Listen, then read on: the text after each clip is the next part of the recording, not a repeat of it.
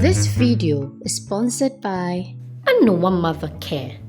Great stuff for great kids.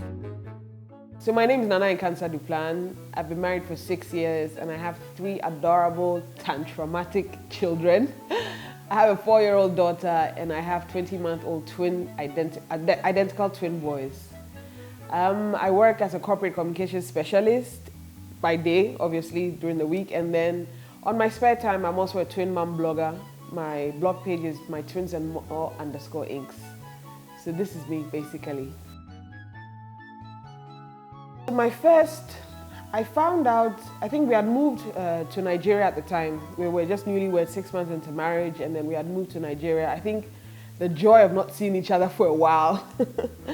So it just happened. I mean, we were ready to try to have children, and then I realized that I was feeling all the symptoms of when you are almost on your period. You know, heavy breast and feeling very sensitive and nauseous a bit and all of that. So I was telling my husband and he was like, oh no, probably you are tired. So he gave me multivitamins to be taking. I was like, no, this is beyond multivitamins. So let's try and get a pregnancy test. So then we went to get a kit at the pharmacy, and then I peed on it and I realized that we were pregnant. So that was it for my daughter. But for the boys, we had decided to start trying again after she was about 3.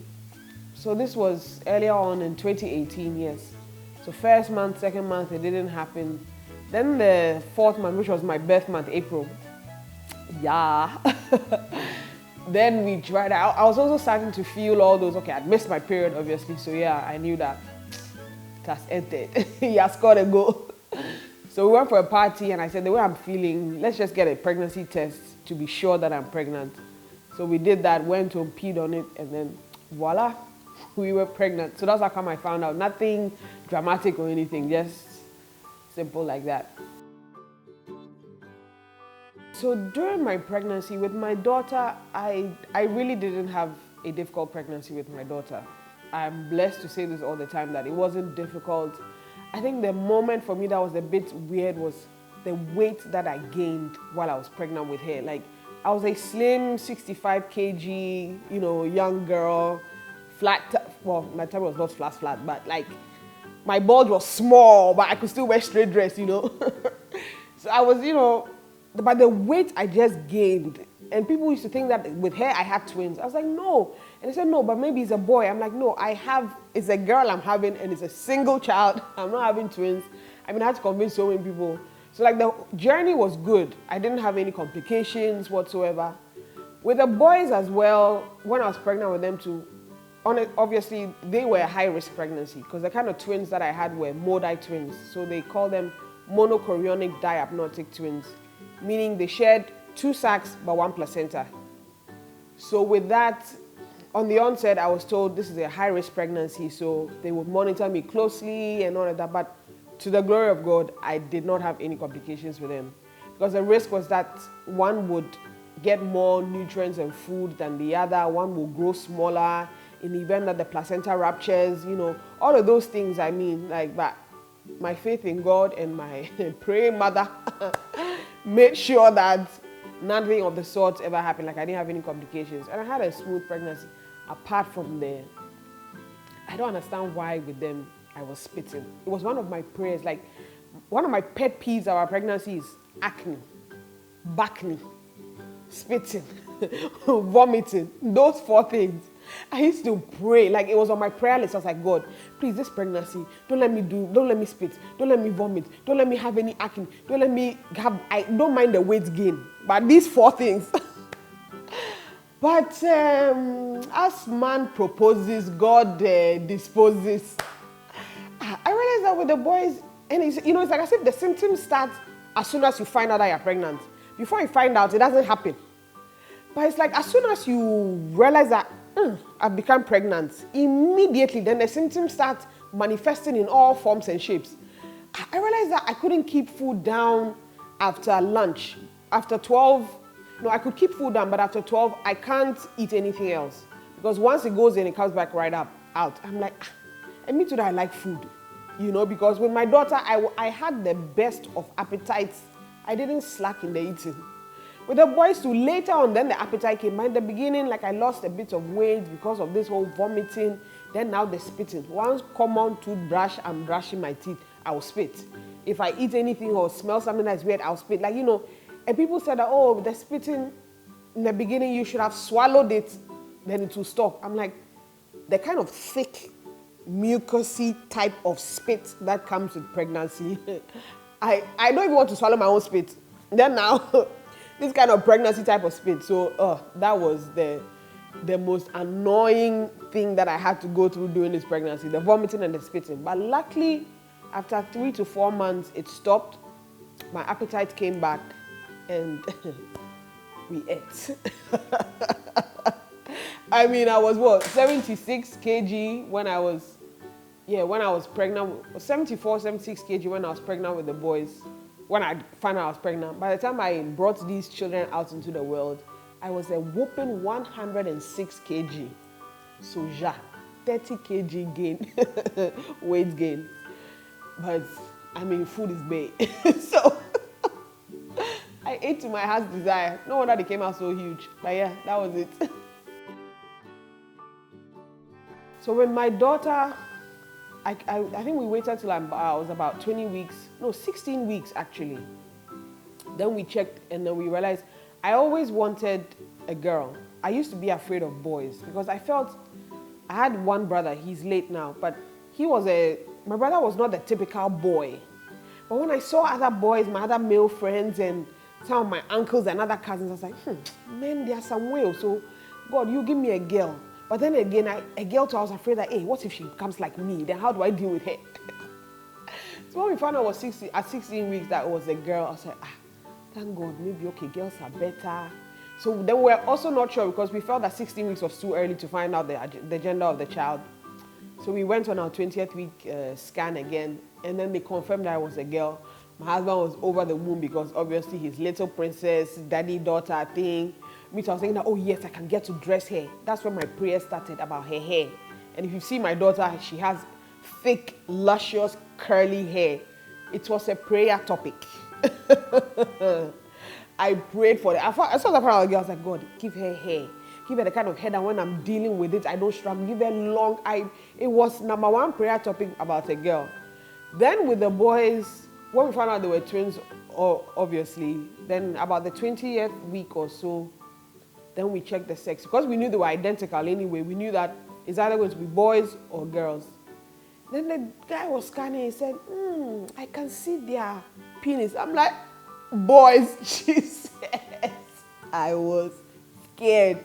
Because I felt like boys, peer pressure, you know, boys things. Like, I was just not ready for all of that. But I realized that it was a blessing because unfortunately I had lost my brother the year before.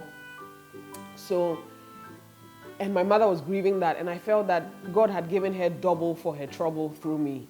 My sister also had a boy, so eventually she had 3 boys. She has another boy now, so now she has 4 boys as grandsons to, you know, to compensate for the only son that she lost. So when I thought about it that way, I said, okay, good. Then God knows why he gave me sons. And there was always one thing that I also decided to do was that I felt that I wanted to be part of raising a different breed of men from what we see in our society now, especially in Africa and Ghana here. I wanted to be able, and especially what I was seeing, you know, with either friends or family, I wanted to be able to be part of raising up mighty men of valor, you know, men that would, after God's own heart, men that would be on a different path, you know, so that they can be more responsible men when they grow up, better fathers, better husbands, you know. So when I realized that I was boys, that was my prayer topic, that you give me the boys, okay, this is what we are going to do, and this is what I really want to contribute, you know, to society or to Ghana at large. So yeah. With my daughter, hers was a bit chaotic, weird. I don't know. I mean, when I had her, when we were pregnant with her, my goal was to push her out. I'd read about CS, I'd watched videos, so I was prepared for both, either way, whichever it happens. So on her, this was 8th January 2016. I mean, I was sleeping. I decided to, because I was so heavy, I mean, the way I had to turn to sleep and all of that. So I woke up, I didn't even wake up, I was turning to the other side of the bed. And as soon as I raised my other leg to now balance it, then my water broke. So I just, it's like, Pierre, my water just broke. It's like, hey, what happened? He was like so disoriented. I was like, relax, like, calm down. Okay, my water just broke. It's not the end of the world. So I got up, went to the bathroom. Then I saw the mucus, that thing, I think it was a plug or whatever.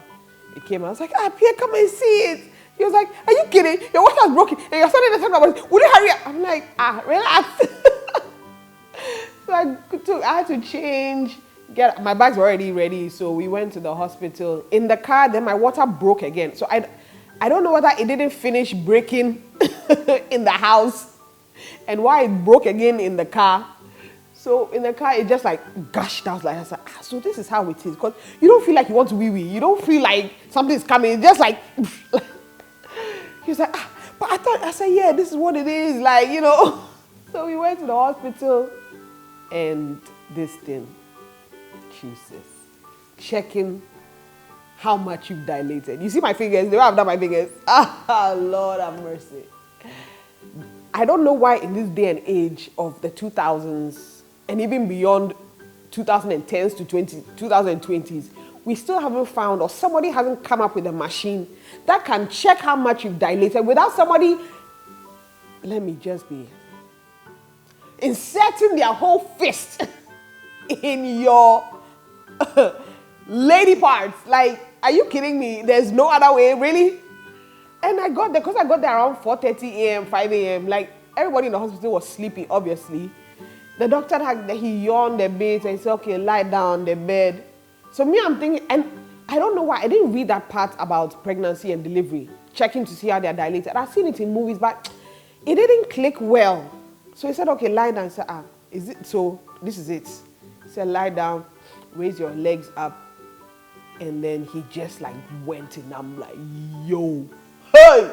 I was like, Mommy, it's paining me. Mommy, it's paining me. She said, calm down. Yes, I said, Mommy, it's paining me. I can't. He said, oh, you have only dilated a tip of a finger. I'm like, what? Are you kidding me? And then my husband comes and says, you don't know how painful it was. I was weeping. And like the whole time now, they took me to go and check me into the ward. I was like, how many times are they going to do this to check how much I have dilated? And if I'm only at the tip of a finger at this time, then and I'm supposed to get to 10 centimeters. Hello. Goodness. So that happened. I went into my room. Contractions started. Okay. I said, hey, so this, and I'm that kind, even though I'm in pain and I'm experiencing something for the first time, it's exciting for me. So it's like, hey, so this is how it is. Pierre, come and see. Hey, the contractions are coming. It's paining me. It's a stop. Like that kind of. But then after 9 a.m., contractions stopped. I was like, what happened? Then the nurse came to check if I dilated again. I said, God, not this again. I was like, I had to speak to myself, Nkansa, relax, breathe, allow it to happen. But in that moment, your mind is not, And this old woman with her wig looking like and her glasses, like looking all, those kind of midwives who they've been doing the work chair. So it's not you, this small girl that they are coming to. And then she says, relax. This is not where the baby is going to come from. Why are you being... And now, like, for them, I was half shocked, half in pain. Like, are you kidding me? Is this what you're telling me now that I'm struggling for you to now insert your fingers inside me? So she finally said, oh, you are still at the tip of her finger. I said, 5 hours later, she left, and then my husband goes, Nkansa, you have to be calm. You have to wait. Don't worry. I just gave him one look. He sat in the corner. He did not speak again. After 9 a.m., no more contractions, nothing. I even ate fufu around that time. Like, I didn't feel any pain anymore. They would come and check my baby's heart rate. And there was this nurse, particular nurse. I'm not sure, she was from one of Eastern Europe or so. anytime she came to check, she had this worried look. But then I didn't pay much attention to it. And I was still leaking slightly. So about 6 p.m., she comes, she's like, the heart rate of my child is, is beating too fast. So she's going to show the results to the doctor and then let me know. So I was there, and this was not even my doctor, the doctor that was on duty at the time. So they call him, and then he speaks to me. He's like, the heart rate is too high. So our only option is either to induce me or C-section.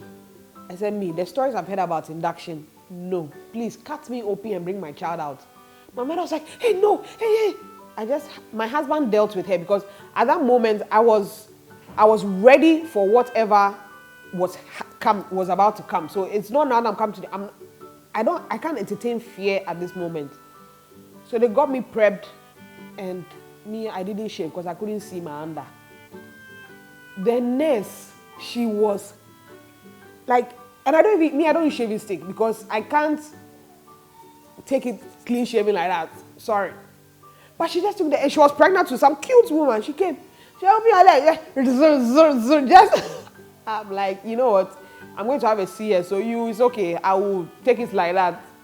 Wheeled me into the room, my naked, huge self, laid me down, gave me my shots. I was numb, cut my baby open, brought her out. And when she came out, she was like, she wasn't like crying. So I could tell that she had really struggled to come out. So when they brought her out, and I said, can I see her? And they brought her, and I said, her hair. I said, thank you, Jesus. My prayers have been answered. So that was it with my daughter. With the boys, it was a planned CS because obviously, because they were sharing the same placenta, it wasn't advisable to push. So I knew that CS 37 weeks, we are going in. I checked in the night before. This was 16th December 2018, yes. Then the next day, 8 a.m. sharp, they came for me at 7 a.m., prepped me up. I said, please, I need my husband to be there. With my daughter, he was afraid. I was like, are you coming? He said, no, you go. So with my sons, I'm like, you have to be there. I need the support. So they also got him ready. By the time they got my shots in and everything, then he came, he was with me, the doctor side. And then when I lay on the table, what even annoyed me, my doctor was like, wow, what a huge tummy. I'm like, are you not the one who has been watching me the whole time? Is it not that I've seen that my stomach is big? So they gave me the shots. My anesthesiologist, he was very, chatty, fun, nice and everything. Then he starts the procedure. But my husband was telling me that when they cut me open, everybody went back. Apparently, the fluid that gushed out and poured all over everywhere. I was like, no wonder, this huge pregnancy. So they did that, brought them. He's like, baby A, age 57, baby A, age 58, baby B. And they had 2 nurses to watch them. Now, this is where it started getting tricky. And, so when they brought the babies out, they called my husband to go and see them, identify them, and then they take them to clean them. So he walks past where the table, they've cut me open. He's seen all my insides. He was like, yo. He just walked. I needed him to get that experience, to traumatize him small. So he got to the babies, and then they wheeled them out, everything. Now I start feeling pain. I'm like, what's going on? I didn't feel this with Janine, so why am I feeling this kind of pain? And I could feel that I was moving. With the CS, you feel the movement, but you don't feel the pain or anything. But this time I could feel that it was more intense, and then the pain started coming up, my upper part of my body. I was like, it's paining me. What's going on? It's paining me. Then everybody was silent in the room. I'm like, Jesus, it's not on this table that I'm coming to die. So, whatever you're going to do, just make sure I come out alive. I was weeping, I was wailing. And I was like, and you could tell, it's as if they were turning my insides. First, I thought they were rearranging stuff. But after my doctor told me that my uterus was so huge, especially because of the boys were 3.45 and 3.15. So I had almost 7 kg. I was carrying almost 7 kg babies. So he said it was so huge that they had to massage it to come to a considerable size before he stitched me up. I'm like, whoa. So I didn't get the complications during the pregnancy. It's now that I brought you out You are looking healthy and strong. You now want to kill me with my placenta and my uterus. I'm like, they gave me this high dosage of paracetamol, the pain didn't stop. They gave me this other high dosage of some pain medication, the pain didn't go. I'm like, it's pain.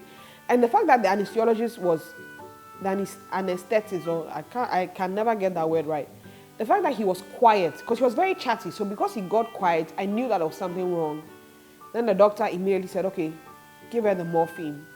As soon as they shot that in me, then the pain started to come down. So I spent a longer time in the theater. By the time I came out, it was almost 10. With my daughter, I came out about 30 minutes afterwards because she was born at 7:26 p.m. By 8 p.m. I was out. So it wasn't so long. But with the boys, at 10 a.m., that's when I now came out. I was like, I was just grateful to God that they were wheeled out alive, and I also came out alive. And then, yeah, so that was it. For both pregnancies, I had a very good support system. My mother was, and still is, the best thing that has ever happened to me in my life. I mean, one of the best, because I have my husband, my kids, and all of that. But the fact that she was there, she took time off. Thankfully, she works for herself, so she was able to take that time off. When I had my daughter, she took a whole 3 months off to be with me, because I was in Nigeria at the time when I was pregnant with her. So when I moved, I came back. My husband said he will not allow his daughter's passport to read place of birth, Lagos. So I had to come to Ghana to come and give birth, and which was good because then there was family, and then it was, it's much easier. So my mom was there, so I moved to her house. When I came home, I was here with her the whole time. She really, really, really supported me on this front. Like, I couldn't have done it on my own.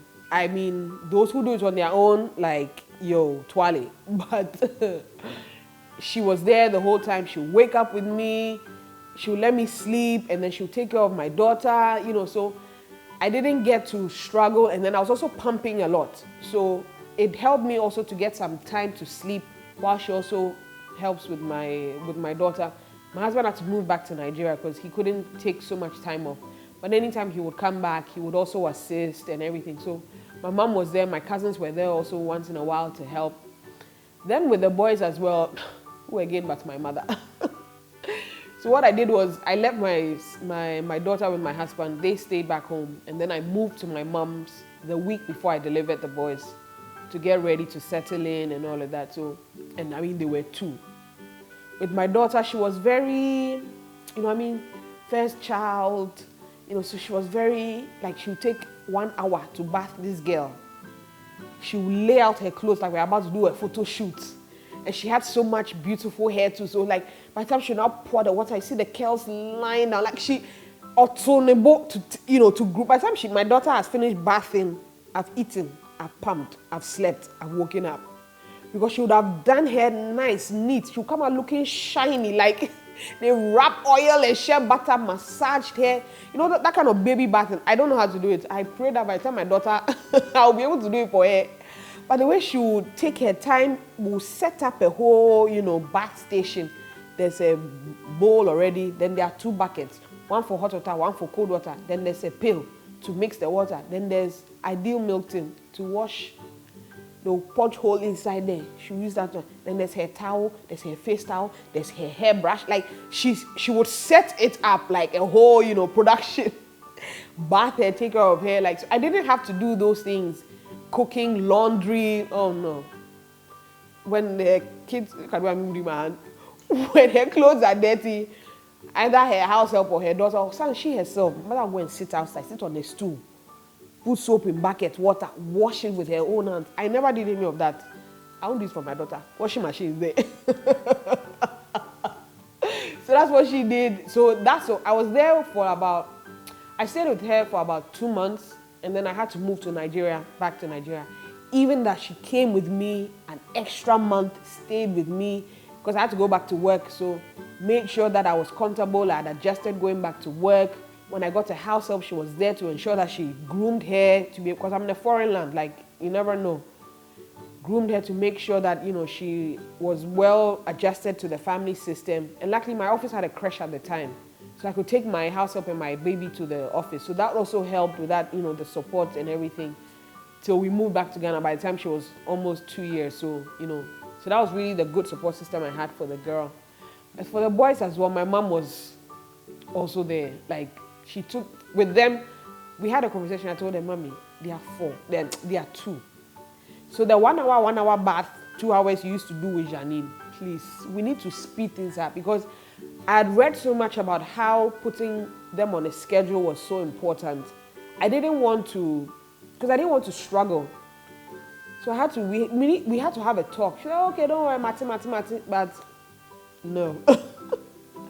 With the boy, she would still take her time. So,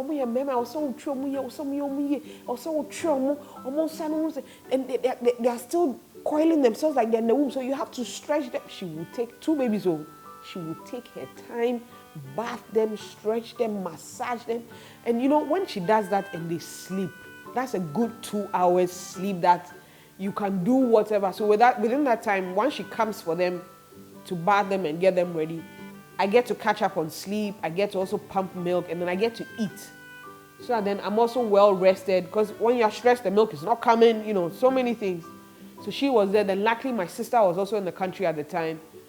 My husband too was back at home in Ghana. So when they come like that, everybody, 1-1. When I finish breastfeeding, oh yeah, take. And I relax, because my sanity needed to be intact.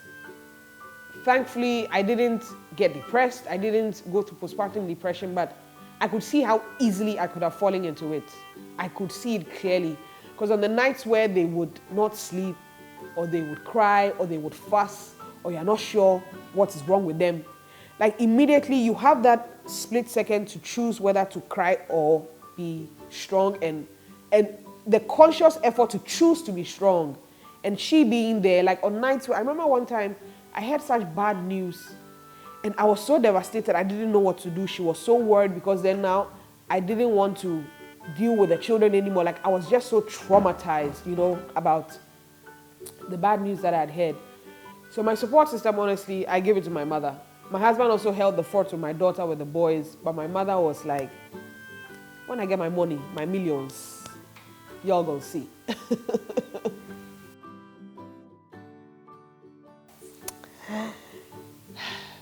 Immunization. First, I'll dwell on immunization first. That's not so scary, but there's this injection that they take at 3 months. I don't know what it is or what it is made of, because one hack that people will tell you is that, or what I was told was that before you give them the shot, they get the shot, give them the cowpaw. So I would do that with my daughter. I would always do that anytime we took her for immunization. But the 3 months injection, that I need to research, because I don't understand why it is so painful. And they give you in both legs. So,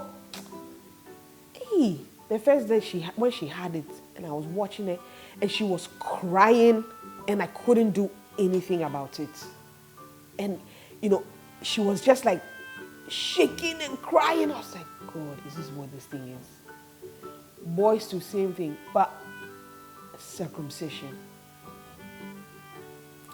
Circumcision.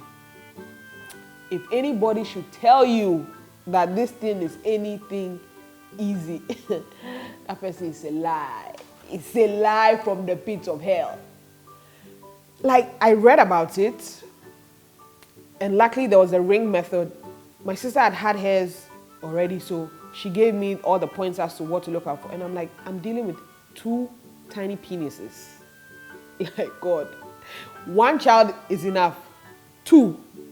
That day came. We went to the hospital.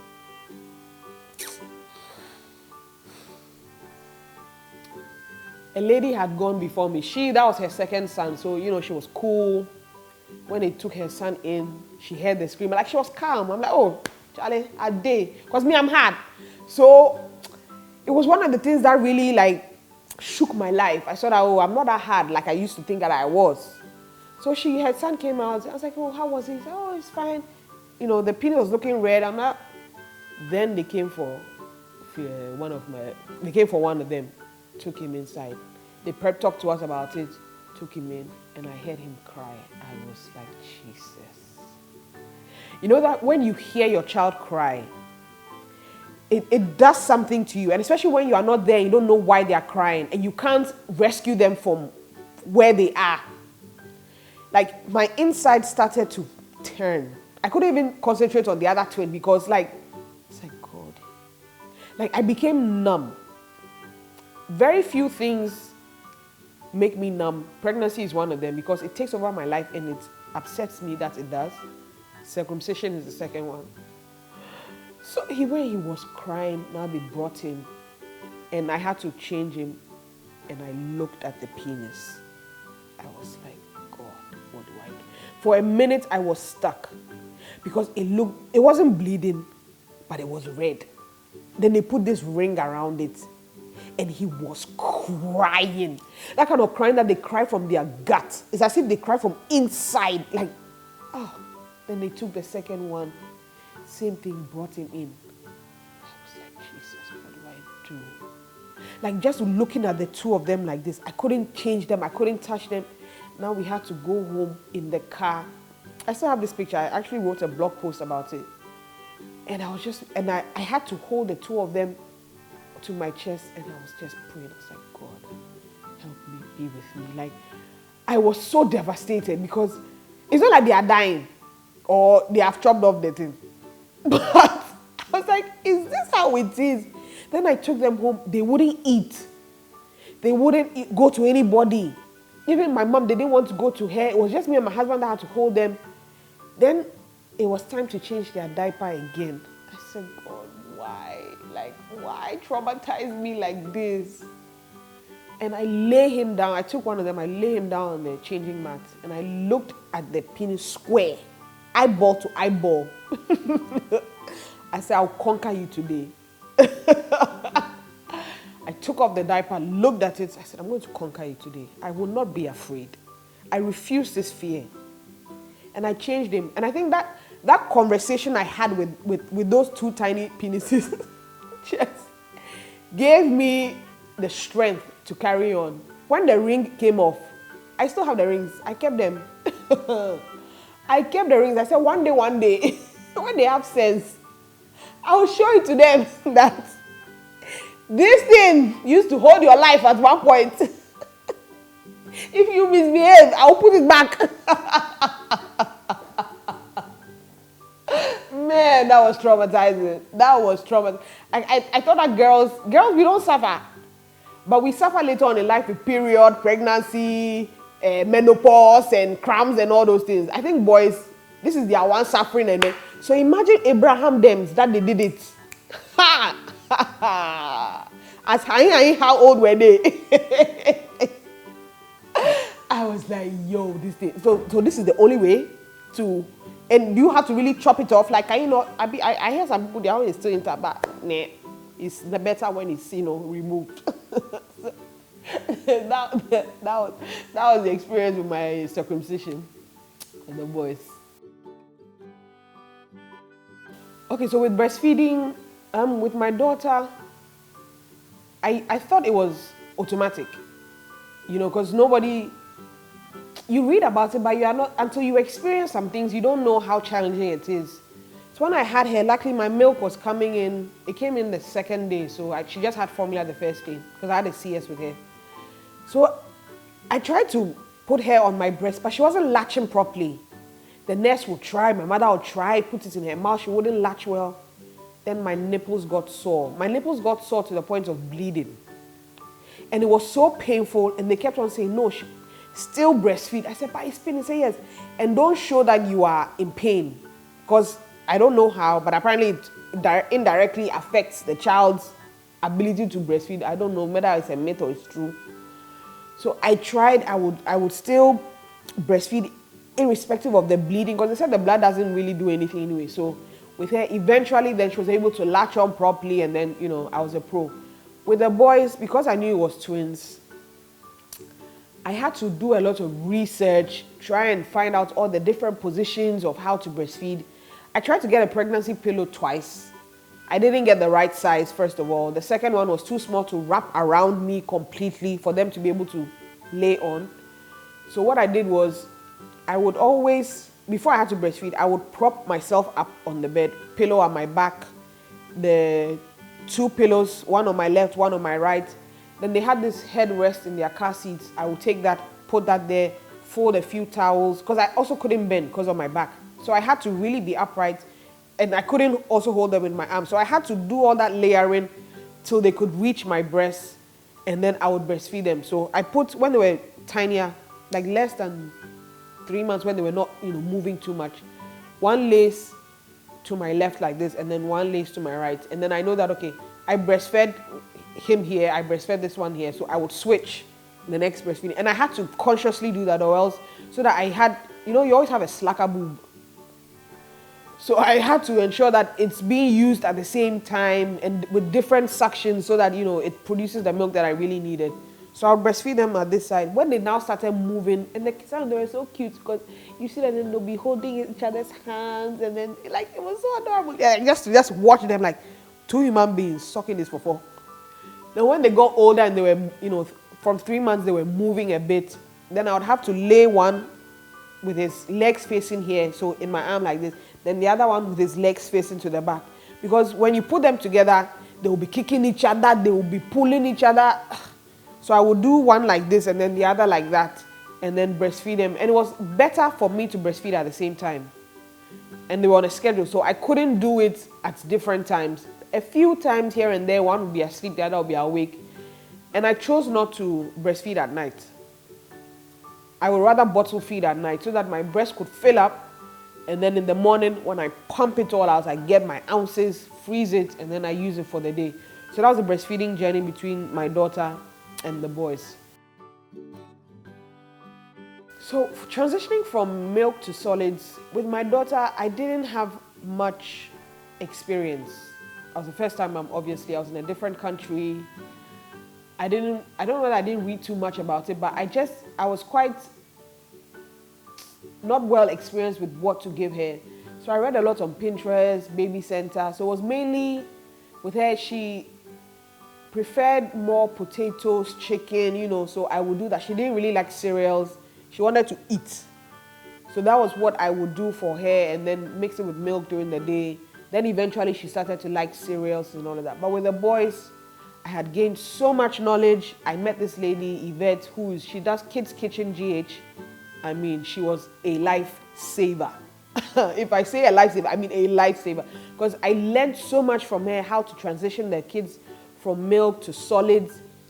So I started with the boys, I started with fruits. So I did pawpaw, I did banana. When they started to like it, then I added vegetables, carrots, and I think green beans or avocado, then yogurts when they were about 8 months or so. Then eventually I started introducing the cereals, then, real food like potatoes, rice, more vegetables, more meat, protein, mainly chicken and then fish. So that transition with all the knowledge that I'd gained, I didn't even know that you could cook porridge with butter. I had no clue. Or like you could add turmeric to, their porridge or their milk or, something like that. Or like the fruit purees, you could mix them, add yogurt. Like I was clueless with her, but with the boys, all these things that I learned. And I made sure that, because my husband is a picky eater, and unfortunately, because I didn't have so much experience with my daughter, she's also quite picky. But with these boys, I say you will eat everything under the sun. Kontomire, banku, fufu, groundnut soup, gadeyes, abenkwine. You should see them eating these things. I had to be conscious, and with that, I had to meal prep a lot. Like I would do the food in bulk. You should see me meal prepping on Saturdays. It's like I'm cooking for a party. Because they are big and they eat. So I'd have to, on the fruits and vegetables, I would do it more, the fruits especially, I would do it fresh. But like apples, pears, I would steam, blend, and freeze. So when it's time to eat, I just take out, thaw it, warm it, and then I give to them. With the stews, the soups, and all of that, those two I do freeze. And then when it has to do with the rices or the carbs and stuff, I make fresh. And that's how, and luckily, thankfully, they are not picky eaters. They will eat anything and everything. So really, that knowledge I gained from Kids Kitchen, this is where we're at today. Okay, so with my daughter, like I mentioned, when we were in Nigeria, the office had a creche, so they could stay up until they were 2. And then as more mothers, were giving birth, she was only able to stay there till about she was 1. So we had to find a school for her. And we used to live on the island and work on the mainland. So the best option was for us to get her a school on the island, closer to home, so that in the event of anything, she can always get home. And I had a help, so which really helped. But my main thing I was looking for was, I didn't want a large class size. I also didn't want somewhere in one area that I'm not sure about. I mean, I was in a foreign country, so I wasn't too conversant with the area. And I needed somewhere that they would be intentional about taking care of the children. It's not easy leaving your child with somebody else. So, and especially that I was alone there with just my husband and my child. I did a lot of school runs just to, I asked about a lot from my colleagues. They showed me a few schools. Some of them, their page looks on point. You look at their flyer, nice. Now you enter the classroom, you're like, okay, bye. Places were not neat and everything. But there was a school that we found. It was a Catholic school. Very, there were about 3 kids in their class. So that was okay for me. It was neat. They would feed them. They would take care of them. So when I entered there and I saw all these things, interacted with the teachers, then I was happy about it. And one thing about Nigerian schools that I think Ghana, we started doing that was, as soon as you go and you sign in, and every day you get a report. How many diaper changes, what she ate, how she interacted. And I didn't know that then. But when I had that kind of opportunity, I was like, oh, that's really good. At least I get to know, even if they lie, I hope not, you still get to know what they have done. So with the boys, I had to resume work. I took 6 months off. In fact, I was home for almost 7 months with the boys because I needed that ample time. So when I was about to resume work, this was a week before I resumed work. I took them to school a week before, but before that, we're not sure, do we take them to school? Do we keep them at home? It was a tough decision, but we decided to take them to school. And because she was already in that school, we decided that they would go to the same school that she was in, so that pickup is easy, drop off is easy. And I was already comfortable with the school that she was in. They were very nice. When I was looking for the school for her when we came back to Ghana, I went to 9 different schools. The school that she finally goes to is the 10th school I went to. Because it looks good, it looks okay, you enter, then it's not the best. Or their curriculum is not really, and right now we need them to be on a certain level, So when she was there, I knew that I was comfortable with the school already, so the boys would also be good there. So I used the week to see how it would, and luckily I got to close at 3. So I would take them in during the day, make sure that they're okay. I picked them up at 3 o'clock and they were fine. So that gave me assurance that they will be good to be able to lead them to school. So when I started work, it gave me peace of mind. I think that's one thing that school really helped me with, because they could have been at home. But then again, interacting with other children, and that's one thing I noticed with my daughter, was that at that young age, already being in school, interacting with people, she was able to pick up a lot. So I realized that with her, and we agreed that we would do the same with the boys, so that school will give you infections, hands down, no doubt. You will deal with infections, you deal with colds, coughs. However, the good side about it was that they were interacting with other kids their age. They were developing at a pace that was good enough to be able to leave them. So, it was comfortable for us to leave them at school. I think parenting is the hardest job ever. Parenting itself is hard. Then the subset of motherhood is another topic for another day. But I didn't get the chance to transition from 1 child to 2 to 3. I jumped from 1 to 3. So to be able to readjust my whole life to try and, suit, and as a parent, your whole life is revolving around your kids. Everything is about them. I don't remember the last time I bought a new dress for myself. I actually went online, all these Instagram vendors, looking at all these nice and said, oh, I am buying this for me. By the time you buy for them, the money has finished. Or when you now buy for yourself, you feel that, hey, but if I buy this dress, it can buy 3 diapers. It can buy, and then you never do. So the parenting bit is really hard. I think the other hard part about it is also disciplining the children, you don't want them to spoil. You don't also want to be too hard on them. Finding that balance between being good cop, bad cop.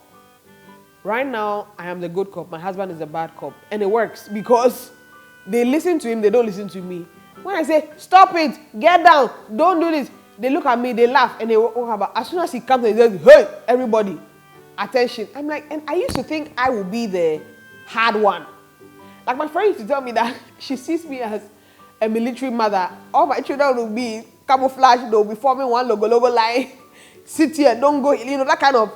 But being a mother just softened me in a way that even if I'm disciplined, then I now start to feel bad. Then I have to go and ask God for forgiveness on the side. And then come back and keep a straight face and discipline. Tell her, no, don't do this. You cannot do this. With my daughter, she has sense a bit. So now it's easy to reason with her. And that's the thing with these kids now. It's not a matter of obey before complain. You have to tell them why. I didn't grow up that way. Mama, there's no time. What do you mean why?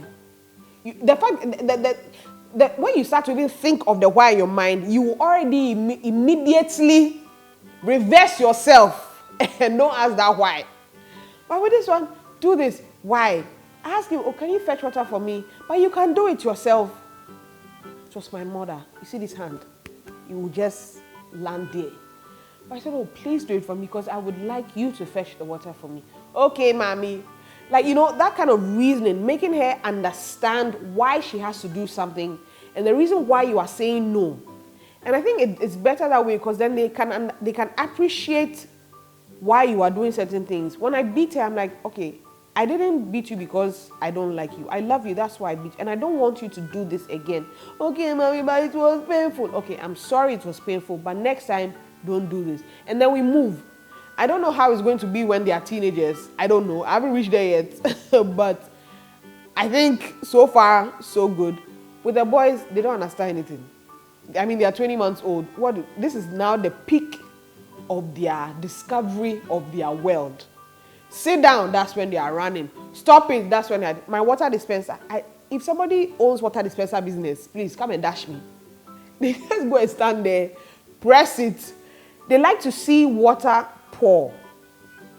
Water bottles I have bought in my lifetime is more than school fees I've paid. And I'm exaggerating, but you get the point.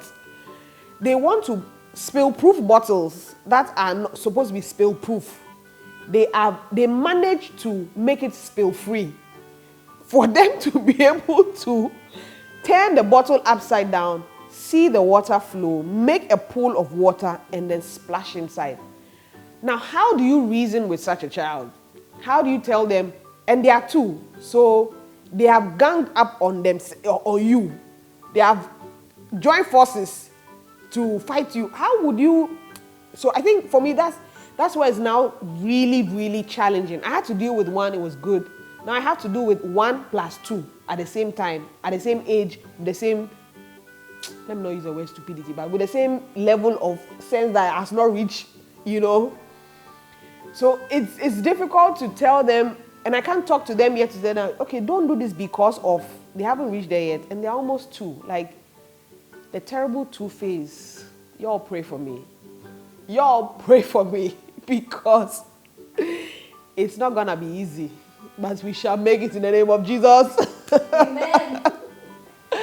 So yeah, I mean, parenting, it's rewarding as well. It's fun as well to watch them grow, to have your children around you, see what they do, and it's nice, but we need extra grace to be able to deal with these children.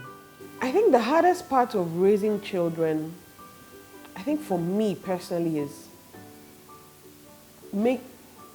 second guessing yourself and wondering, are you doing the right thing? I'm so bent on raising godly children. I'm so bent on making sure that I raise children that fear God, who are responsible, who are intelligent, who are smart, who are creative, talent, all of that you wish for yourself. And sometimes in the journey, I wonder, am I overdoing it? Like, I find myself sometimes second guessing myself. Like, when I have the chance to go out, Like sometimes I feel guilty. I feel like, should I really go? And sometimes I have to consciously tell myself, I also need the me time. Because if I am not, mentally sound and all of that, I will not be able to give off my best. So that whole, are you doing the right thing? Because it's like you're winging it. There's no manual. There's no, even with the 3 children, you have to treat them differently. I can't say that I'm applying what I apply with Janine with the boys. I even between the 2 of them, I cannot say, okay, what this one did, I will apply the same punishment or I'll apply the same technique. Like, you can't. So that whole thing of being able to find a balance between, okay, you are doing the right thing. Okay, this is how to do it. This is how to, and you hear so many stories. Okay, this one did it this way, it worked. Maybe a technique that you use today, tomorrow it will not work. And it's like you have to come up with something new or try and find another way of doing something. Maybe today you sang this song for them to eat. They ate all the food. Hey, you have made it. Tomorrow you sing that same song. They look at you like, what song is this? And you're like, back to square one. You have to go back to the drawing board, check, okay, where did I go wrong? That mental work, I think that's what's really challenging for me as a mother. The most amazing part of parenting is, I think, just to see that they are growing. That especially during these times that we've been at home, where they haven't really interacted with so many people, like especially with their grandparents who haven't seen them in a while. Like anytime they see them, they're like, wow, they've grown. And you can see, gone are the days where you were 2 months old or you were 2 minutes old, or where I would put you down here and you will sit still. And now you are gallivanting. Watching how they transition in the face, I think that's the most amazing part, because it never stops. Until you die or until you leave this earth, you will still, even when I cannot, so now I can actually appreciate why my mother still sometimes sees me as a child. Because you never stop seeing them as, your children, as your babies. Once you used to, breastfeed them and keep them, and now they are adults. My daughter will now be talking to you as if you and her are age mates. That kind of. So yeah, that's the most amazing part for me. I think one thing that I would like to let people know, or that I really wanted to share, was that you are not alone. You are really not alone in this. And I think that's one thing I appreciate about a lot of us now coming out to share our stories. Because really, when you hear some stories and you look at your own, you are like, hey, God, thank you. So the fact that, you get to hear other people's stories, you get to watch other people's, bed stories or videos, or for somebody to actually share what, there are some times where you be going through something and then you open Instagram, you see somebody post the same, you're like, as if you were reading my mind. And it comforts you to let you know that you are really not alone in this. And there is help available. Sometimes as a mother, especially, it's like you are a superwoman. Women, we can multitask and juggle 1,001 things at the same time. Like when I had to homeschool my daughter, on days where I had to go to the office to do something, I come home, my husband will look at me like, I don't know how you do it. Because men are not able to juggle things like the way we can. I can be on a call, giving updates on my actions and doing 2 + 5 is equal to what? And I can still have attention for the call and then her work at the same time. And that feeling of, you want to do it all. So you really want to do it all. But I learned very earlier on that ask for the help. Ask for it. If you're tired, say it. There's no trophy for any superwoman. There's no trophy. And let's stop shaming ourselves. If I have chosen that my house help is the one going to feed my child, that's none of your business. If I have also chosen that I will be the one to to feed my child and my house help will just wash, that's none of your business. Everybody does what works for them. Whatever is going to keep you sane, whatever is going to give you joy. So far as your child is being taken care of, because some people cannot breastfeed, what about them? Some children cannot, they are not able to latch on, what about them? Some mothers had to give formula, what about that? If you are able to, I feel like it's better that, first of all, we come together and just know that, look, we are all in this together. I can call on you, rely on you. You can also call on me, rely on me. If you need anything, call me. If I cannot help you, I have somebody who can help you. That community of, network of building together, coming together as mothers. And I'm seeing that coming up, and which is good. So really, just to say, really, you are not alone. There's no crown for being a superwoman. And if you need the help, ask. It's just as simple as, can you just watch him for 5 minutes so I can go and wee and come? Like, those little moments. And then that walk of going to the toilet to come back, your mind, even when you sit down, you're like, finally, So really, that's what I have to share. So I would really like to give a huge shout out to my mother. We call her NYPD, Nana Police Department, because she's a whole police force on her own. But I just really want to say that I'm grateful for everything that you have done. I mean, I cannot put money to what you have done. There are not enough words to describe the care, the love, the support that you have given me, that you have given my family. Where's my tissue? But I just want to say thank you. May God bless you. May God keep you. May He add more years to your life. May He increase you on every front. May the lines fall for you in pleasant places, in your going out, in your coming in.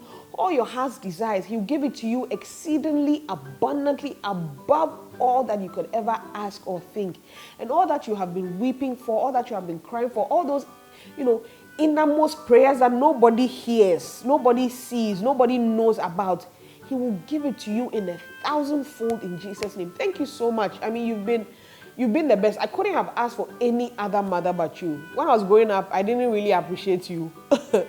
I would lie, but becoming a mother myself, I remember when I got pregnant and I asked you, so mommy, you went 4 times. 1 time was enough for me, and you went 4. So the fact that you went 4 times, you took care of us, like we never lacked anything. And even up to today, if I call my mother now, mommy, I need something, she would immediately, honestly, I'm grateful to you. And I pray that God blesses you and keeps you, and thank you so much. Your grandchildren are also grateful to you.